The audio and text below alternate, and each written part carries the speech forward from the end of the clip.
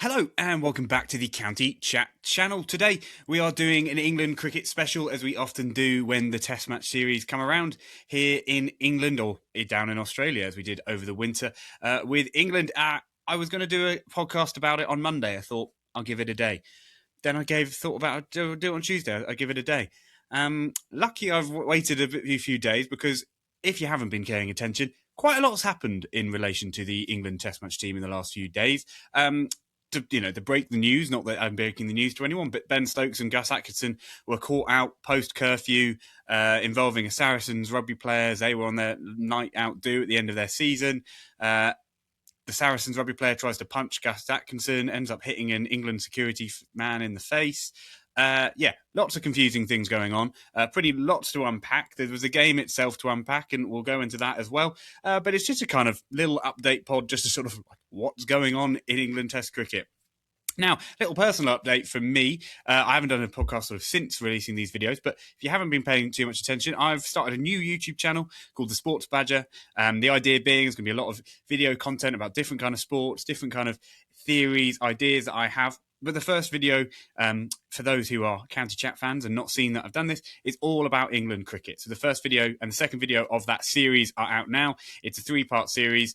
I released the second part of the series on Sunday, and I titled it England Red Ball Cricket in Crisis, ?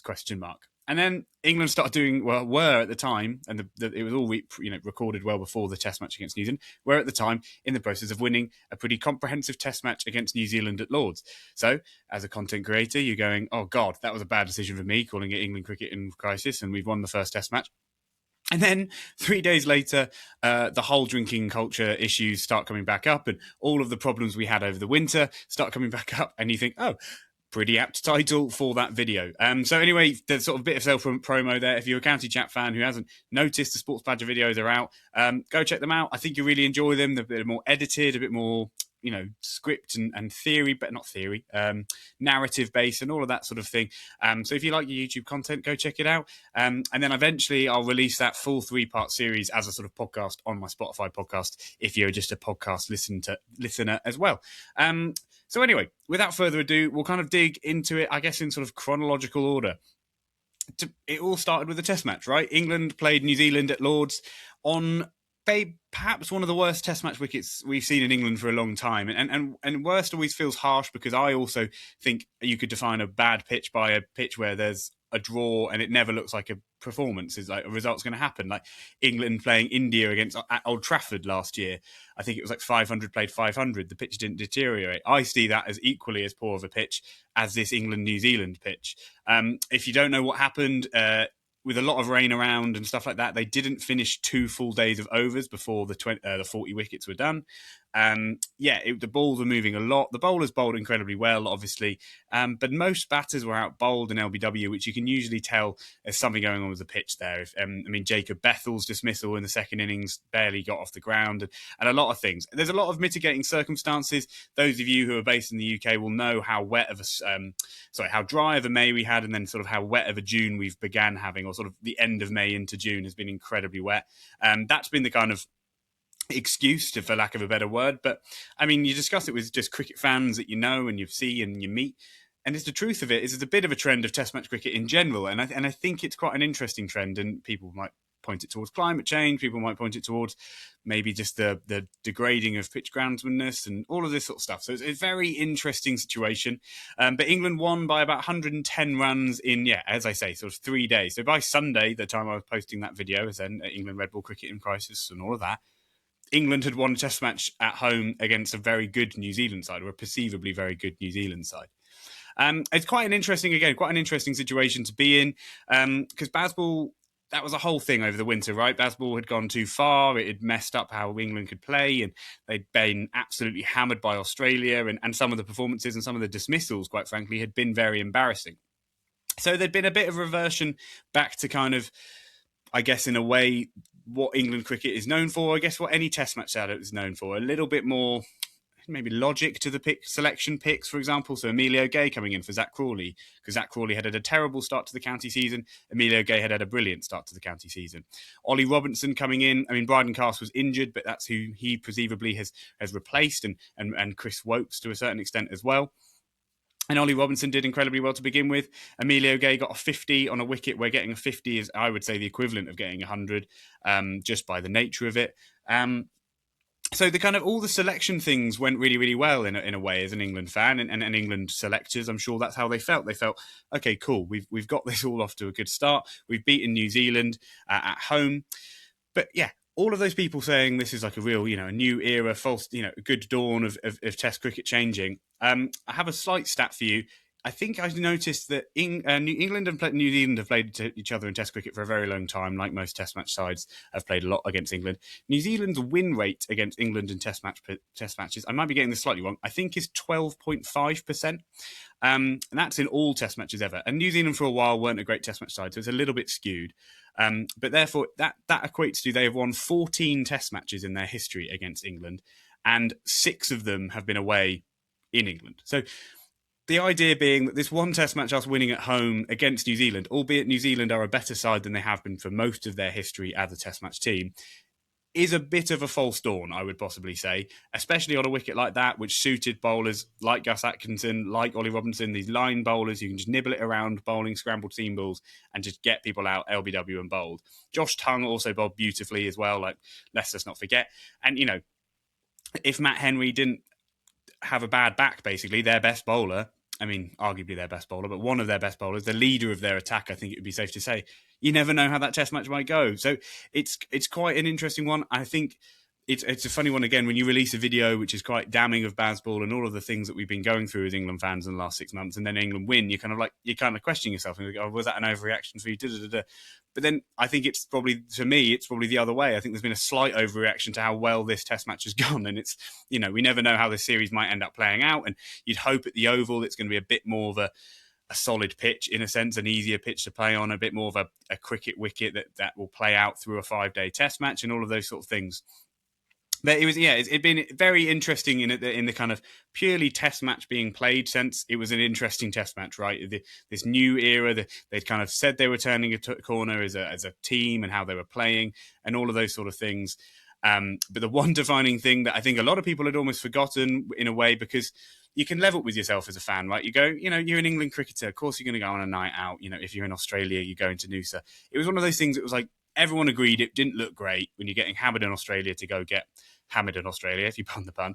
But when you're back at home, I don't know, I can't speak for everyone, but for myself, I'd kind of forgotten about that aspect of it. And, obviously I think about England cricket a fair amount, as you can imagine, doing a channel like this. And I'd sort of forgotten about the drinking culture issues and all of those worries. And maybe it's purely because I'm a young man who likes to drink every now and again. I don't see it as big of a problem. And I think a lot of people have that same kind of attitude, if you will. But the truth of it is that it's indicative of a kind of a lack of respect or a lack of maybe, I don't know, discipline within the rank and file of England cricket. That basically they set this rule up, and then the head of the team, the leader, the talisman, all of the stuff that we know about Ben Stokes, goes and breaks it on the first time they win back. It's a hard thing to level with yourself. As much as I agree, Ben Stokes should not resign off the back of this. I'd be shocked if that's what happens, and even more shocked if he gets fired. But I don't understand. I'm surprised that that's a narrative being peddled, but I can understand from England cricket, it's becoming a bit of a circus, and it's becoming a bit of like a laughing stock in a way, because you just go, you've just been hammered in the worst series, the series that you built everyone up for, and all the things that went wrong with the Ashes. And I'm not going to retread those narratives that we all know as England cricket fans. But to then, when you first come back and then you have this curfew still imposed, which I would understand if they didn't do that for home Test matches, and they go, we don't need a curfew when you guys are at home. It's a different thing. You're not on tour, etc., etc., etc. But they didn't. They kept the curfew and they win a Test match. And then most of them go out and go home. But Stokes and Atkinson decide we're going to carry on and go on a proper session with these Saracens rugby lads. I mean, I always say, drinking with rugby lads tends to go badly as a cricketer, because you can never keep up with those big boys, in my own experiences. But it is one of those things where you just go, it's a bit mind-numbing. You just think, England cricket's really been on this PR mission of trying to get fans to sort of trust them again, in essence, having had that awful series down in Australia where loads of people went out, spent loads of money, and Test matches were done in 2 days. And, you can blame that on wickets, but at the end of the day, England Test match team did not play well enough to sort of gain the respect or keep the respect of their fans who flew out to Australia, quite frankly, because it's a massive amount of money. And I'm one of the people who did. I was out in Melbourne. It did feel. I mean, Melbourne was the one where it did enjoy it because England won, but people who flew out to Perth in their thousands, and people who went to all these test matches, and basically only Adelaide, Sydney, and Melbourne, you could say they put together a performance. You're like, oh yeah, that was something we can hang our hat on or whatever. But again, it's all with that in mind, that all of this, emotion, feeling towards the England Test match team there has been. And then you have a sort of a late start to the Test summer. Well, not that late of a start to the Test summer. You have a Test summer, start it off, you win a Test match, in, again, even conditions where I think most England fans can go, this is a bit unique, especially for a Lord's pitch. And then, you go and do that. It's a tricky one to level with yourself as a fan, and I'm sure that's kind of where the management's at. I literally, as I went to record this podcast, it's about 2:00 on a Thursday. Rob Key's been doing little social media bits for England cricket, and they're talking about, does England cricket have a drinking problem? And he's going, well, I don't think so, but I can't disagree with anyone who says it at the moment. And it's like, it's slightly weird vibes coming off from Rob Key there. And then, he was talking about, like, what's the decisions around Ben Stokes? And he's like, I'm very angry, but I don't want to make an emotional decision. And it's just like, it just all seems very weird. It all feels a bit surreal, a bit soap opera-y, a bit just all over the place, for lack of a better phrase. And it's not what you want to be as an elite national team, meant to be representing a country, is, a captain who's in the newspaper headlines everywhere. One of your best bowlers is in the newspaper headlines everywhere. We haven't even got to the fact that they've basically ruled out Stokes for the rest of this series, which you can understand, but they haven't even named Harry Brook, his vice captain, to captain these two Test matches. They've gone, Harry Brook's not ready because, again, what he showed in New Zealand and the fact that he got hit by a bouncer on a night out in New Zealand, that they've gone, we're going to give it back to Joe Root and he's going to be an interim captain. It's just I've never seen the like. I mean, I'm only, I'm fairly young, but I've never seen anything quite like it. And it's been quite a remarkable few weeks or days, even. It feels like weeks, but it's literally 5 or 6 days where this has all happened, right? And it's a truly weird place to be in. It doesn't, as someone who's, again, an England fan who's being quite analytical and maybe negative towards England Test match cricket in recent months whilst making these videos on Sports Badger, and again, go check them out. But it's one of those where you kind of can't almost realise how on the nose it all was until this is all played out, right? You go, like, I was talking about all the other things, the playing aspects of it, and I didn't even mention the kind of off the field stuff. But now this shoves that off the field stuff back into the middle of the picture and back into the middle of the kind of talking points, because if you basically agree that there is a drinking culture within this England Test match team, you then realise what that can do and how that kind of can alienate people who could come into this team, right? In the past we've had players like Moeen Ali who are of a Muslim background and all of these sort of things, and you think, would a Moeen Ali be comfortable in this team where there's clearly quite a heavy drinking culture? I don't know. I'm purely speculating, but you see the logic I'm peddling here is that Britain and England cricket has got a brilliant strength in its diversity of backgrounds of people who can play for England. And I don't think you want to have an England Test match team that basically represents this very specific view of sport and of cricket, and all of it is just lends itself to almost, as someone who played 3 years of uni cricket, a kind of uni cricket side where, win or lose, you're on the booze, and all of these kind of phrases, which if you play cricket in teams where boozing is a part of it, that's kind of the feeling, right? And that shouldn't. Maybe I'm a stickler. Maybe I'm a bit boring, but I don't think the England Test match team should be following those rules, and especially in a country where there's such a different background of people who can play for a team. I'm not suggesting for a minute that they're doing this actively to be, hard to like or hard to fit into the team, but I'm just saying it. I think it seems like a lack of care, and I think there's a lack of care within a lot of things. And I spoke about, again, in that same video. Sorry, I keep referring to it, but it's a lot of the same stuff. But Liam Livingstone, having his basically, being kind of fundamentally disrespected by Rob Key, and then Rob Key basically saying, "Well, 100 things better to do than talk to you," and all of this sort of stuff, and da. It just seems careless, I think, is the phrase I would use. It seems careless, this whole incident happening, the first Test match back. It seems careless, all of these decisions that happened over the winter with how they prepared for the Ashes and how they had the week-long trip in Musa and all of those sort of things. It just seems a bit careless. Again, I keep using the same phrase, but you literally just, it's lacking care. It's lacking thought. It's lacking, what are we representing as the England national cricket team? and you're representing all cricketers, and you're representing a whole country, and you're representing who we're meant to be. Don't get me wrong, on the kind of funny, memeable joke side of it, which people do brilliant stuff on the internet. Liam, who's been on the podcast, is brilliant. Wizard, all these people who I know who make great content. It's great for that. It's great for the funny look at the England cricket team being just like us, who go play on a Saturday and go out on the Friday night and turn up hungover and go, oh God, how bad's that? But we're playing club cricket, right? They're playing for the England Test match team. They get paid by England cricket. It lends itself to his whole thinking towards England Test match team, which I think we need to get away from, of the kind of old boys network. We go out drinking together, all of this sort of stuff, and we just trust people. We don't really drop people when they do badly. We just sort of think they're going to do better. There seems like a lacking of accountability during this era and regime. And it'll be interesting because I think they're clearly trying to push against that. And even the fact that they're talking about how Stokes is considering retirement and resigning, but resigning and then causing a retirement. It's almost like they realise that they have to almost threaten this, and this has to be the kind of discourse that is happening. But I think no one really believes it in a way. Like, until they fire Ben Stokes, which I don't think they're going to do, no one's going to be taking the seriously. Them going, we're annoyed about this. Don't do that again. And it's hard to take it seriously when it's just happened so often. And again, that's me not even suggesting it in the sense of, like, I don't particularly mind this specific incident, right? You win a test match, you go out drinking. I think I saw Mark Butcher talking about on the Wisden podcast, because, he was a test match player. And when they won in the late 90s, early noughties, that would be what they did. But the thing is we live in a very different time. Everyone knows smartphones exist now. It's so easy for a video of someone like Ben Stokes punching someone in the face and knocking them out can surface, right? And that was Ben Stokes, whatever it was, 10 or so years ago now. And obviously, it doesn't sound like he did anything like that.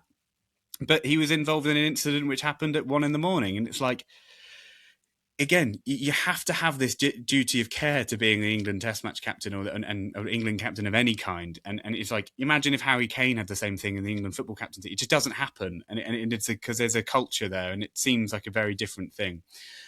So it's all very interesting. And I realise this is all get lost in basically not talking about Test match cricket and not talking about the cricket itself. But I think it's a bit of a point in time where you realise as a cricket fan that it's a bit bigger than cricket. And I know that sounds a bit wishy-washy and a bit like of a weird statement to make, but it does feel like bigger than cricket in this moment of time, because it's sort of like, where do they go from here? And I think we can all agree Harry Brook doesn't seem like he's ready for the Test match captaincy. I don't think they want to make Joe Root captain again. So all roads lead back to Ben Stokes. And again, unless they went left field with it and gave Ben Duckett the captaincy, or, whoever it might be, Jacob Bethel, But it doesn't seem like they want to do that, and they don't really know where they need to go, and they know that they can't change captain because there's not really a viable alternative.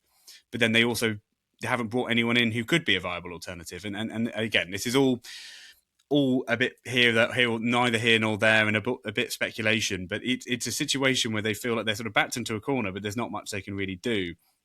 And even with Gus Atkinson, it's like, it didn't seem like he was like a character problem at all. And then all of a sudden he's the one who was getting this punch thrown at him. So, just an interesting position to be in as the England Test match team and the people making those decisions. And I think it's going to really press on the kind of, how serious are they going to take this, and how big do they want to go in a weird way? And it's a funny phrase to use, I realise, but I think it's that case of like, they're really, really going to be pushed here to make a big decision. If they go nuclear with it and go, we're fine to lose Ben Stokes, you know what, we just need to move on. But I think cricket fans would find that like a big call. Ben Stokes still playing well enough. I mean, his batting has struggled for quite a long time. His bowling is still very good, but again, he's not alone for good bowlers who could be playing for England. And if he's batting and he's not really batting well enough to bat 7, then they start looking at, like, do we need to look towards the post-Ben Stokes era? But then they don't have an alternative for captaincy unless they're going to put Harry Brook there. But, if you're talking about someone who's been a bit loose and been a bit maybe not taking responsibility of being captain very seriously, Harry Brook doesn't really seem like the man for that job. Do you see what I mean? To be the all-format captain of England, having about 6 months ago didn't get knocked out, but get punched in the face by a bouncer.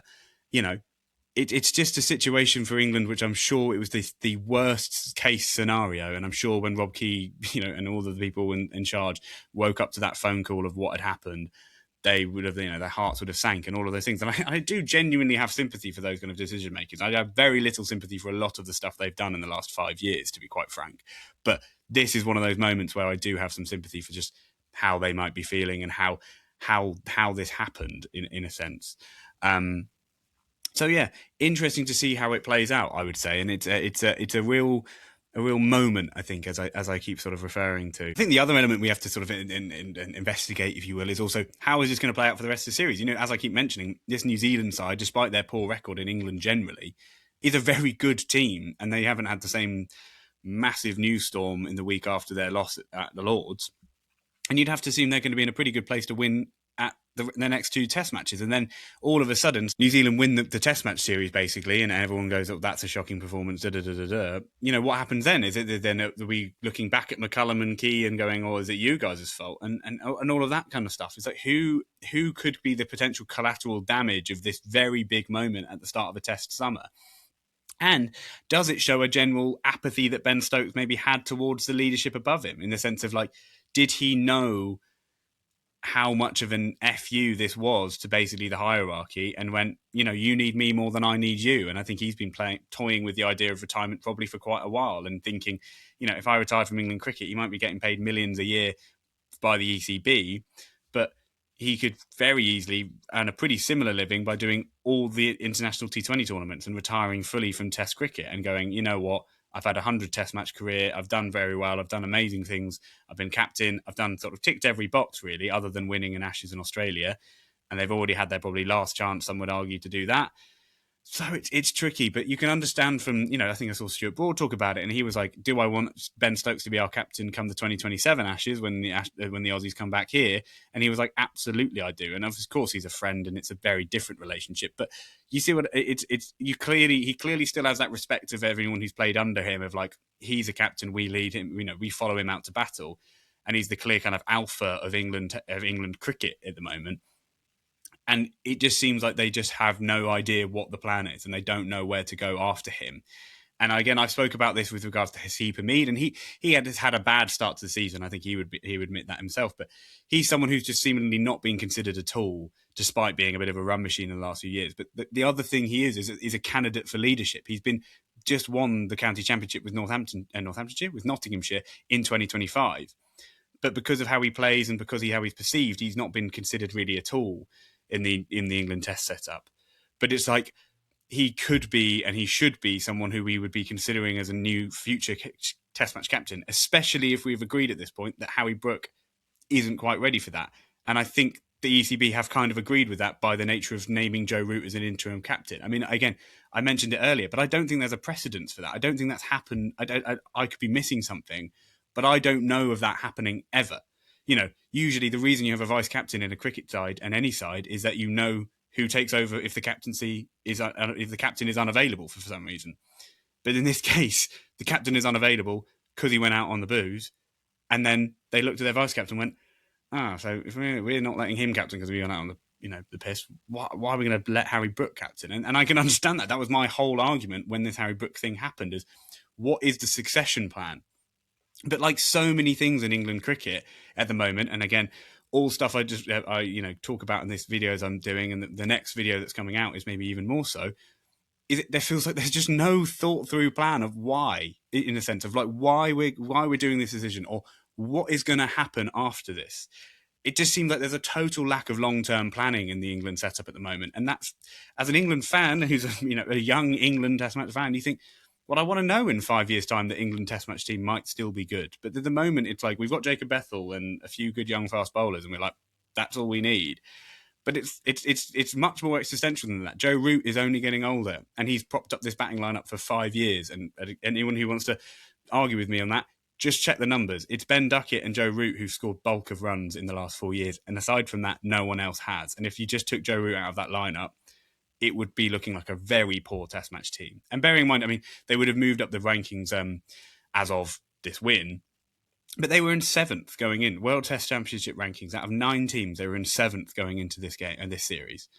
And it's like, it's not like there's been lots of success and then this sudden moment of madness has happened and we're like, oh gosh, how did this happen? It's like there was previous, not much changed other than this arbitrary 12 o'clock curfew, which clearly no one really respected anyway. Because it's like this wouldn't be talked about if nothing had happened, right? If Gus Atkinson and Ben Stokes had both got in on their night out from 4 a.m, but nothing had happened, I don't think we would have heard about it, right? We wouldn't have heard about the fact that he's broken the curfew and everyone's up in arms and da-da-da-da-da, and we're all very angry. But it's because something happened, right? So there was a story and therefore we know about it. But it shows that there's a kind of lack of respect for kind of the rules that are being put in, and there's just a clear... I don't know. I think that gap between people like Key and Stokes and McCullum has become bigger, it feels like. To begin with, it felt there's this real unity of this trio who all saw the world in the same way. And to my view, it just seems like that has just fallen away in the last, basically probably post-Ashes, autopsy, if you will. Is looking back on what happened, it's clear that there was a very clear divide in what we did wrong. And Ben Stokes was talking about no weak men and not fighting hard enough and da-da-da-da, whereas McCullum and Key were still in that kind of, we just need to chill out a bit more and all will be well. And obviously that's simplifying it a bit, but it's so interesting. And again, as someone who's been making content about England, the England cricket team, and in a wider sense and a more systematic sense, it just feels so on the nose to all of those things that I've been researching, discussing, writing about, all of this stuff. So again, if you find this all very interesting, look forward to, get over to the Sports Badger channel, give a watch, give a subscribe, because I'd love to know your thoughts. It's done very well, the videos, but I think there's a bit of a chase of the county chat actually might not have overlapped that much, and you may have missed it in your sub feeds and all of those sort of things. So if you are a fan of this show and love the kind of content I make, which I obviously really appreciate, these videos have been done with an editor, and I think you'll enjoy them. And the third part is going to be the biggest part, if you will, and chapter, as I've been calling them. So it's I'd love to know your thoughts and love to know your feelings, and comment down below and all of these sort of things. We're getting to sort of the end of a nice half an hour, which I'm sort of aiming for roughly. So, I'll wrap it up here because I don't think there's a huge amount to cover other than this. But I just think as a kind of finishing point, or a kind of just a total roundup, if you will, it's a really interesting situation where all of England wanted, or all England cricket wanted, and England cricket fans and all the stakeholders at play wanted, was this first Test match win against New Zealand, get it in the bag, get people like Ollie Robinson back in the team, and Emilio Gay, get him as a new debutant, and get sort of Zach Crawley out, if we're honest. All of that perceivably went as well as it could. Ollie Rob got a fifer. Emilio Gay got a 50 in the second innings, which was hugely important.